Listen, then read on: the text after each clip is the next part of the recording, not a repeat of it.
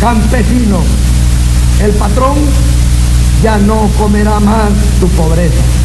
Buenas tardes con todos, soy estudiante de Administración de Empresas. En el curso de Problemas y Desafíos del Perú actual hemos tratado el tema de la reforma agraria y ahora vamos a analizar si fue beneficiosa o no. Para entender qué era la reforma agraria, imaginemos cómo era la vida antes de 1969. Gran parte de los terrenos agrícolas estaban de la mano de algunos terratenientes, mientras que la mayoría de los campesinos trabajaban estas superficies, muchas veces en condiciones similares a los de una servidumbre. El gobierno de Juan Velasco Alvarado, este señor que era un militar, decidió cambiar esto con una reforma. Esta reforma trataba que expropiaba estas grandes propiedades y con esto decidió repartirlas entre los trabajadores del campo, ya que cada propietario no debía tener más de 150 hectáreas. La idea de esta reforma era darles las parcelas a quienes las cultivaban y que así mejorarían su calidad de vida y se reducirían las desigualdades sociales.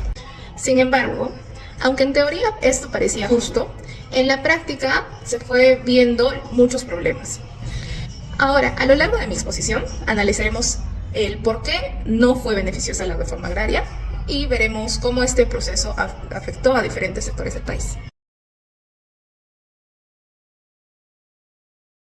Políticamente, la reforma agraria, aunque fue bien intencionada, trajo consecuencias negativas. La reforma se impuso desde un régimen militar, lo que redujo la participación de la sociedad en estas decisiones.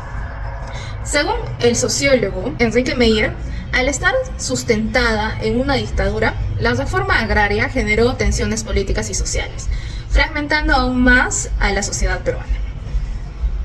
La reflexión sería: la centralización del poder en un régimen militar sin diálogo político generó más problemas de lo que resolvió, alejando así al país de una verdadera transformación social.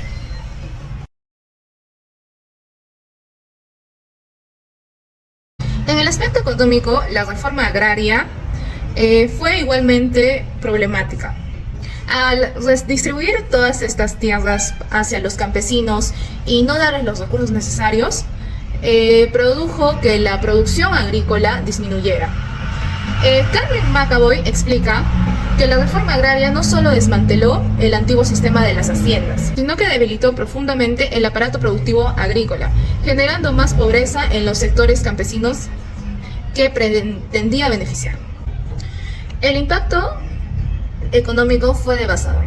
La falta de conocimientos técnicos, de infraestructura y de financiamiento impidió que los nuevos propietarios de estos suelos fueran productivos. Esto no solo afectó a la economía rural, sino que también provocó una disminución del suministro de alimentos y sobre todo en las exportaciones agrícolas, lo que perjudicó al país en conjunto. Un ejemplo claro de este impacto negativo es el caso de la hacienda Huando, ubicada en Chancay, administrados por la familia Graña. Antes de la reforma, esta era una de las haciendas más productivas del Perú. Pero tras ser expropiada y repartida entre las cooperativas campesinas, la producción colapsó. Es importante decir que los trabajadores de la hacienda Huando disfrutaban de condiciones laborales muy superiores a las de otras haciendas. Ellos tenían el acceso a servicios de salud, educación y de vivienda, una situación privilegiada en comparación con otras zonas rurales del país. Esto ilustra cómo la reforma, lejos de mejorar el sector agrícola, terminó afectando negativamente la economía rural. La reflexión, después de todo lo mencionado, es: sin un plan económico sostenible, la reforma acabó generando más pobreza y desigualdad, precisamente lo que buscaba disminuir.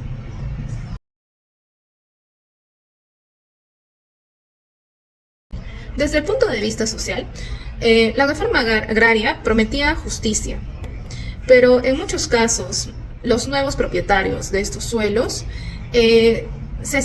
no supieron cómo aprovecharla, y esto agravó más la situación. Según el historiador Manuel Burga, señala que aunque la reforma prometía igualdad, en realidad dejó a muchos campesinos atrapados en la pobreza, ya que no se les brindó el apoyo necesario para desarrollarse.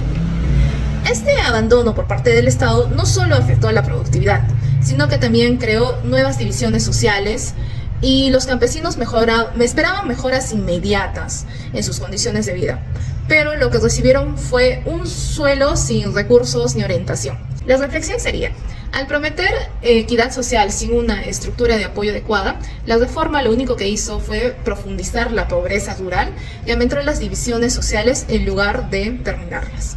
En conclusión, la reforma agraria en el Perú, a pesar de que su objetivo era buscar una justicia social que beneficiara a estos campesinos, no fue beneficiosa en conjunto.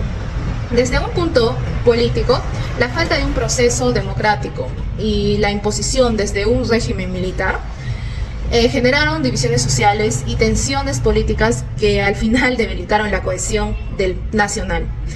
También económicamente, la falta de apoyo del Estado a estos nuevos propietarios